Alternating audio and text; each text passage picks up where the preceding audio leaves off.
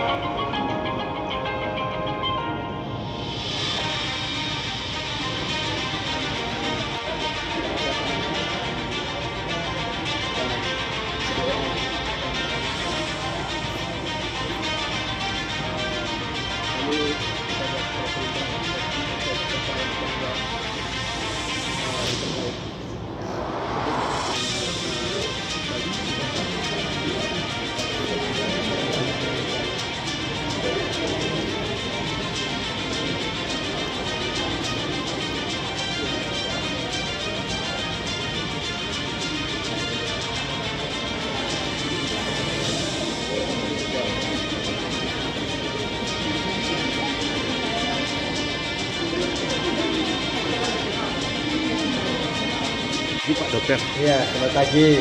Terkait kegiatan hari ini nih Pak, soal kementerian yang turut hadir, bagaimana para dokter itu memiliki lagi kesempatan dalam kompetisi ke depan dalam kapasitas mereka dan peningkatan sumber daya. Mungkin sedikit jelaskan intervensi kegiatan kementerian ini di Provinsi Nusa Tenggara Timur terkait dengan Dinas Kesehatan, Kependudukan dan Pencatatan Sipil NTT. Iya, baik. Jadi program ini namanya Program Intensif Dokter Indonesia. Siap. Ini untuk seluruh Nusantara. Wow. Ya, ada seluruh provinsi di Indonesia. Jadi setiap dokter yang baru lulus dari Fakultas Kedokteran setelah selesai pendidikan lulus, mereka harus melaksanakan program ini, namanya Program Intensif Dokter Indonesia. Nah, itu lulusan dokter se-Indonesia dari seluruh fakultas kedokteran yang ada di Indonesia, itu kira-kira dalam setahun itu sekitar 12 ribuan. 12 ribu. Nah, kemudian di bulan-bulan Februari, Mei, Agustus, November, mereka ini yang selesai selesai pendidikan, mereka akan menjalani program internship di daerah-daerah. Nah, saat ini peserta program internship dokter Indonesia yang memilih di Nusa Tenggara Timur ini untuk berbakti gitu di Nusa Tenggara Timur selama setahun itu sebanyak 102 orang. Mereka lulusan dari macam-macam, dari Jakarta ada, dari Ukrida, dari Bali, dari Udayana ada, dari Marwadewa, dari Uncen sendiri, dari Papua, ya, semua dari Universitas Papua, ya, dari Universitas Cendana lulusannya itu campur sini. 102 untuk bulan Februari 2024. Nanti Mei ada lagi. Mei ada ya, lagi. Mei ada lagi, Agustus ada lagi. Setiap tahun 4 kali mereka bekerja sebagai dokter internship namanya. Dokter internship. Mereka punya ijazah, punya kemampuan sebagai dokter gitu. Mereka hanya 1 tahun dan itu dibiayai oleh APBN.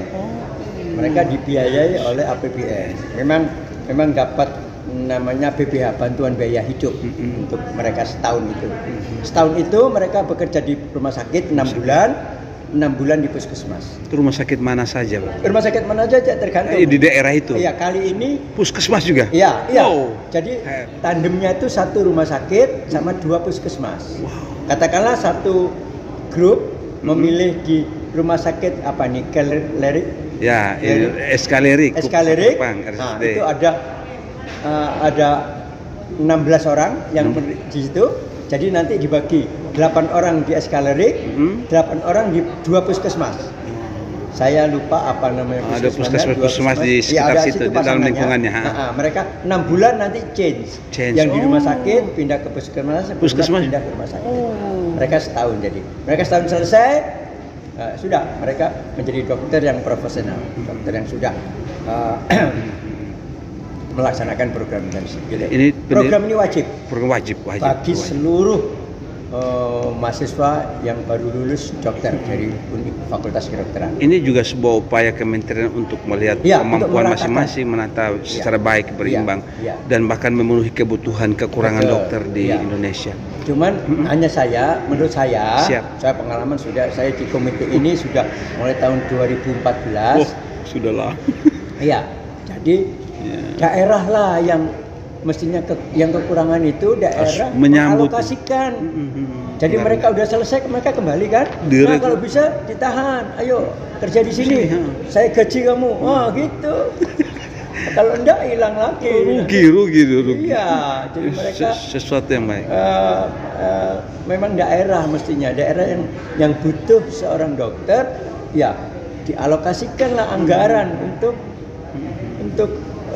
mereka itu bisa betapa di daerah itu. Iya, di daerah itu apalagi bukan daerahnya sendiri kan yang luar biasa tuh. Target-target ke depan terkait dengan kebutuhan dokter kita. Andai kata ini 102 terserap nanti, maka mungkinkah kita masih memiliki target ke depan untuk menambah lagi jumlah dokter? Karena idealnya itu di puskesmas harus berapa dokter? Pasti dokter spesialis. Yang sementara ini puskesmas tanpa dokter tidak ada lagi. Tidak ada lagi. Diharapkan semua puskesmas terisi oleh dokter. Siap. Itu. Jadi kan ini masalahnya masalah pemerataan. Siap. Iya kan? Siap. Pemerataan. Memang kadang-kadang daerah itu pengen butuh dokter, tapi kemampuan daerahnya tadi yang tidak disiapkan. Itu harus ada intervensi lagi. Paling tidak provinsi juga harus ikut serta bersama-sama. Ini memenuhi kebutuhan dokter untuk daerahnya. Gitu. Biar karena dia betah. Urusan kesehatan kan sudah diserahkan ke daerah. Daerah. Tidak susah lagi tuh. Iya. Udah jadi dokter tuh tinggal bersyukur sudah. Kemudian setelah selesai internship, Kementerian Kesehatan masih mempunyai banyak program. Itu yang bisa diikuti oleh dokter-dokter. Di antaranya Nusantara Sehat. Nusantara Sehat. Itu satu tim itu. Nusantara Sehat itu untuk daerah-daerah yang terpencil. Di TPK ya, daerah terpencil, jauh, kepulauan, perbatasan gitu. Nah, daerah-daerah itu yang tidak disusahkan memang. Orang kalau mengabdi, kalau suruh milih, buat apa milih tempat yang terpencil ya? Kalau tidak ada apa-apa gitu. Mestinya daerah terpencil harus ada hal yang menarik bagi dokter itu untuk bekerja di situ gitu. Ya, kan? Mungkin tunjangannya harus dibuat sebaik bagus ya. Siap. Siapkan tempat tinggal dan seterusnya ya. Siap. Nah, harapan Bapak ke depan terkait dengan ketersediaan dokter yang ada ini kepada pemerintah daerah Nusa Tenggara Timur. Iya. Jadi Nusa Tenggara Timur ini menurut saya beberapa kali ke sini sudah cukup bagus. Siap. Tapi itu tadi kalau ingin jadi pemerintah daerah harus mengalokasikan anggaran daerah untuk pemenuhan dokter tadi. Angkatlah sebagai pegawai daerah. Misalnya ya kan pegawai negeri gitu, diangkat gitu. Kemudian nanti diberikan tunjangan-tunjangan yang bagus supaya mau. Dia senang. Orang kan ingin sudah sekolah susah-susah. Sekolahnya kan susah. Sekolah dokter itu lama. Biayanya mahal. NTT sangat butuh dokter prinsipnya. Ini harus diresponi sudah. Setelah sudah ada nih gimana Pemprov NTT untuk mensiasati anak-anak kita yang anak-anak bangsa nih. Iya. Ini kan setahun aja. Mereka kan selesai. Sudah enak itu 1 tahun habis langsung masuk. Nanti akan ada lagi saya datang gitu. Tapi bagaimana kalau di daerah punya dokter yang tetap ya. Betul. Ini kan dokter internship ini gitu yang mereka mengabdi. Ini dokter umum. Pada dokter umum. Itu yang sangat dibutuhkan sebenarnya di puskesmas kita. Puskesmas kan kekurangan ya. Kita punya rumah sakit pusat besar juga di NTT yang sangat membutuhkan dokter. Mudah-mudahan ini terserap semua. Iya. Baik, terima kasih untuk komentarnya Bapak. Lengkapnya Bapak nama siapa dan sekaligus? Saya Dr. Emil Bakhtiar Murad. Saya spesialis paru, Pak. Siap. Saya spesialis paru. Saya sementara ini wakil dari Kementerian Kesehatan. Wakil Kementerian Kesehatan Republik Indonesia dalam kelompok kerja. Program Intensif Dokter Indonesia. Program Intensif Dokter Indonesia. Ada program Intensif Dokter Gigi. Ada, Pak. Ada juga. Ada, Pak. Jadi dokter gigi juga. Cuman kali ini NTT belum. Masih diajukan. Mudah-mudahan, Pak. Jangan lama-lama. Mungkin tahun depan sudah ada ya. Atau bulan berikutnya sudah ada nanti. Nanti akan dilihat dulu kemungkinannya divisitasi namanya. Apakah layak sebagai wahana intensif dokter gigi gitu. Ya, begitu. Baik, terima kasih untuk komentar. Kiranya sukses untuk beberapa hari di sini Bapak dan dokter-dokter kita anak bangsa ini terserap tenaganya untuk membangun kesehatan yang lebih baik lagi di Indonesia khususnya di Nusa Tenggara Timur. Selamat dan sukses Bapak. Rakyat kita Indonesia, orang Indonesia itu kan masih pendidikan kurang, gitu kan, masih status ekonomi masih di bawah gitu ya, masih banyak gitu. Nah, dari itu kalau tidak diperbaiki akan menjadikan itu tadi anak yang dilahirkan kurang gizi atau dilahirkan dengan stunting. Stunting itu tinggi badan atau panjang badan tidak sesuai umur, itu stunting namanya. Kalau gizi buruk, berat badan tidak sesuai umur. Jadi orang kalau umurnya sudah 1 tahun, mestinya panjangnya sekian, beratnya sekian. Nah itu semua berhubungan dengan gizi. Kalau stunting, bahayanya apa? Dia kalau ada stunting, bahaya kedepannya kemampuan intelektualnya rendah. Nah, stunting tidak masalah hanya ketidakmengertian. Sudah harus menjadi gerakan nasional gitu menurut saya ya. Jadi mulai dari pendidikannya, dari kemudian intervensi dari daerah, intervensi yang kurang gizi ya diperbaiki gizinya. Ada pemukiman sehatnya, rumah sehatnya, semua bidang itu masuk. Berhubungan itu. Bagaimana seorang bapak ibu itu dalam satu keluarga dia ngurusi anaknya, kalau untuk ekonominya aja susah. Iya kan gitu. Betul sekali. Ya apalagi pendidikannya tidak ditunjang dengan pendidikan yang baik.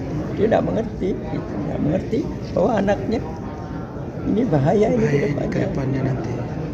Jadi ya terutama di puskesmas ya. Puskesmas itu yang deteksi awal itu di deteksi dini stunting itu puskesmas itu. Segera dilakukan intervensi ya.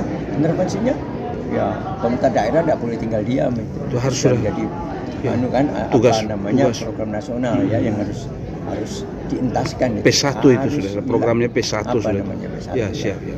Nah, itu jadi ke depan generasi kita nanti kalau seperti itu stunting, wah jelek ya. Dokter, NTT sendiri diakui memiliki sumber daya alam, potensi alam yang memungkinkan sebenarnya untuk peningkatan gizi anak. Mungkinkah kita punya kekurangan di mana?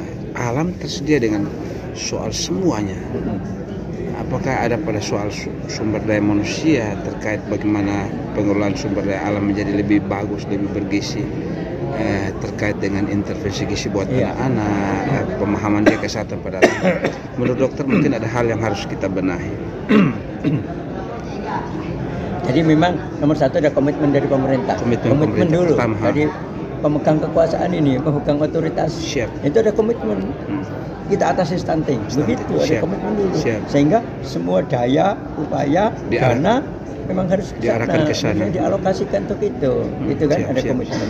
Yang kedua ada pelaksananya yang tidak ada di daerah tadi itu. Ya, bagaimana menindaklanjuti tadi, memberdayakan masyarakat.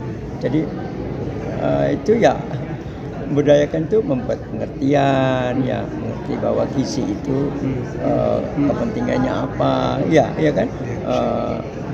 Bagaimana, mengapa kita perlu generasi yang harus bagus ke depannya, kan gitu kan. Pada para ibu mungkin apalagi yang pendidikannya tidak mengerti, mereka ya sudah, mereka tidak mengerti gizi, pokoknya sesuai yang dulu seperti ini, ya mungkin menyusui hanya sebentar, ya kemudian variasi menu makanannya itu yang tahu teman-teman di puskesmas itu, ya yang tahu seperti itu. Dan jadi gerakannya bersama-sama. Dari atas pusat ada komitmen untuk mengatasi itu sampai ke bawah. Keroyokan nih, sama-sama keroyokan. Di bawah pun bukan hanya komitmen terus pidato, tapi itu tadi mengalokasikan anggaran untuk mengatasi itu. Kalau diperlukan ahli gizi di tingkat kabupaten harus ada macam-macam itu ya. Apakah itu materi juga yang akan menjadi bagian di teman-teman ini nanti? Enggak. Mereka di sini secara keseluruhan. Dokter. Seluruhnya itu. Ya, sebagai dokter. Salah satunya ya stunting, dia harus tahu tentang deteksi dini stunting, bagaimana mengatasi stunting, gitu ya, mencegah. Luar biasa. Bagaimana melakukan penyuluhan agar tidak terjadi stunting, itu mereka. Siap. Luar biasa. Mereka tentu di puskesmas ada kan bagian gizi. Puskesmas itu ada program upaya kesehatan masyarakat, UKM, upaya kesehatan masyarakat. Itu ada program gizi. Ada kan penyuluhan kesehatan, Promkes, promosi kesehatan. Ada kesehatan KESGA, kesehatan keluarga. Itu tentang yang ibu hamil, ibu hamil, bidan-bidan itu. Ada gizi, kapasitasnya. Jadi ada program gizi gitu. Gizi itu yang tentang itu tadi, yang artinya dalam lingkup pekerjaan pelayanan gizi. Di daerah kita, dokter, masih ada sejumlah pemahaman di kampung-kampung tuh orang dikit-dikit dukun beranak, dikit-dikit gini. Masih ada, kita akui itu masih ada. Nah, menurut dokter, dengan semakin majunya peradaban dan dunia kesehatan sekarang, ini apa yang mesti kita wariskan kepada generasi-generasi kita sehingga pemahaman itu harus kita perlahan melahirkan. Jadi sekarang sudah mulai banyak. Jadi, kan ibu hamil, ya ibu hamil itu sudah mulai diawasi oleh puskesmas. Ada namanya antenatal care. Antenatal care itu pemeriksaan selama kehamilan, sebelum kelahiran 1000 hari lahir. Ya kan ada program kayak gitu. Jadi hal-hal itu yang diperiksa tiap bulan, ibu hamil itu memeriksakan diri puskesmas. Jadi tergantung pendekatan puskesmas, ya bagaimana caranya mau ibu hamil itu memeriksakan. Putus mata rantai pemahaman dukun. Iya betul. Salah satunya itu. Pendekatan terus menerus. Mereka lebih senang ke puskesmas, mereka akan datang. Betul sekali. Karena dukun beranak itu Karena apa? Hubungannya bagus. Makanya mereka Iya kan, mereka percaya betul sama kuntilanak gitu. Nah sekarang bagaimana kepercayaan itu bisa direbut oleh seorang dia. Siap, betul. Jadi ya itu tadi dengan pengertian-pengertian, Pendekatan terus menerus, betul. Nah, apa pendapat terakhir dokter untuk masyarakat kita? Ya, jadi kita beban penyakit itu mulai penyakit yang banyak menyebabkan kematian, penderitaan, itu penyakit katastrofik namanya. Katastrofik. Itu seperti kencing manis, tekanan darah tinggi, sakit jantung, stroke, akibat rokok, PPOK, itu semua itu penyakit tidak menular. Siap. Tapi menyebabkan penderitaan yang besar dan kematian yang tinggi. Di samping penyakit menular masih banyak. TBC masih ada. Malaria, HIV. Itu penyakit menular. Jadi beban kita itu penyakit menularnya masih besar, penyakit yang katastrofik tadi mulai banyak. Orang mulai pola makan tidak sehat, sedentary life, malas gerak, itu bukan penyakit itu. Betul, ikuti sudah. Ya. Nanti usia 60 udah mulai sakit-sakit macam-macam itu. Ya. Nah, itu penyakit katastrofik ya. Penyakit tidak menular tapi yang menyebabkan kesakitan dan kematian yang tinggi. Siap. Karena itu mulai mengatur pola makan yang baik, periksa kesehatan secara teratur ke puskesmas. Itu bagian yang tidak boleh lepaskan oleh masyarakat. Iya, betul. Jadi menerapkan pola hidup sehat. Menerapkan pola hidup sehat. Baik, terima kasih dokter yang luar biasa. Kiranya pikiran-pikiran dokter ini dapat kita seberangi lewat media ini dan kemudian masyarakat Nusa Tenggara Timur teredukasi untuk menjaga kesehatan yang baik dan mendukung pelayanan dokter dengan mengikuti seluruh apa yang dokter mau. Itu akan menolong dia untuk bisa sembuh dari sakit.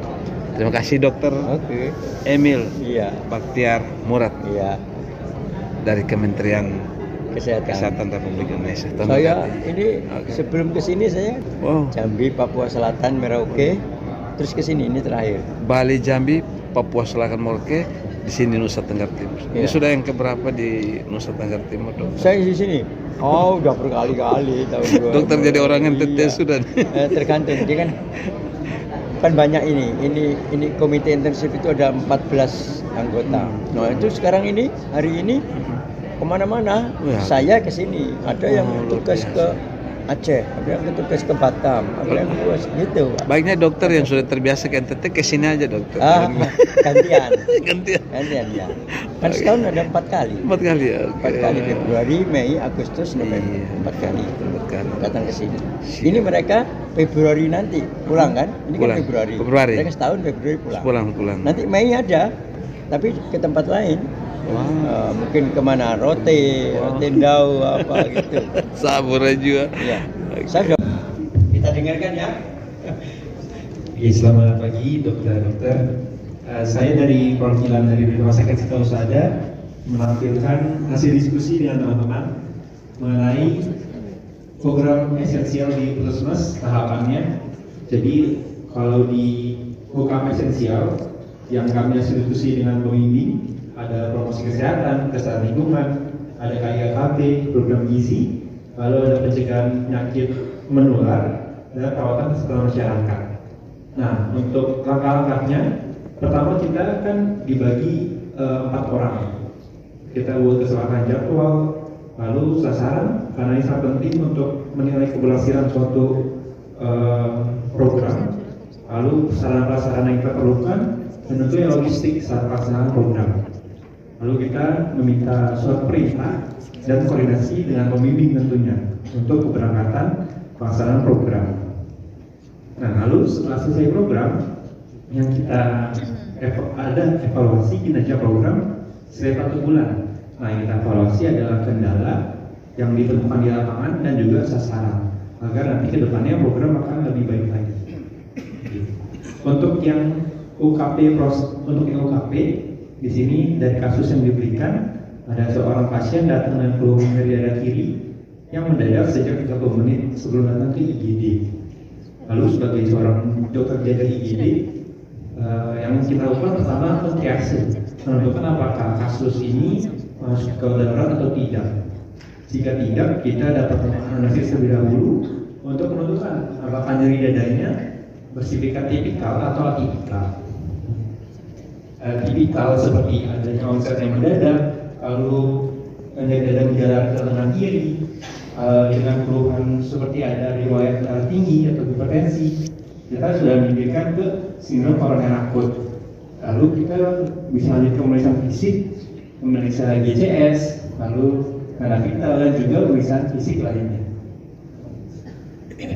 Nah, lalu kalau itu bukan kondisi emergency, yang kita lakukan adalah assessment airway breathing circulation dengan melihat apakah ada gangguan jalan nafas, lalu apakah ada persoalan nafas tambahan, juga apakah yang paling penting apakah terjadi shock kardiogenik kepada pasien ini. Lalu waktu kita memasang EKG, memastikan apakah terjadi perubahan pada EKG, dan jika dikonfirmasi dari misalnya EKG, kita langsung dapat memberikan antiplatelet atau kita kenal dengan Monavita. Next. Lalu setelah berhasil kita resusitasi, tentunya kompetensi sindrom koroner akut bagi dokter IGD, trauma internship, kita hanya melakukan perawatan awal. Jika sudah melaksanakan perawatan awal, kita langsung konsultasi ke spesialis jantung paru, jantung dan pembuluh darah. Lalu kita tentunya tetap melakukan monitoring KTV, menjual EKG dengan memperhatikan airway breathing circulation dan disability dari pasien. Oke, sekian dari kami, Rumah Sakit Satu Sada. Terima kasih.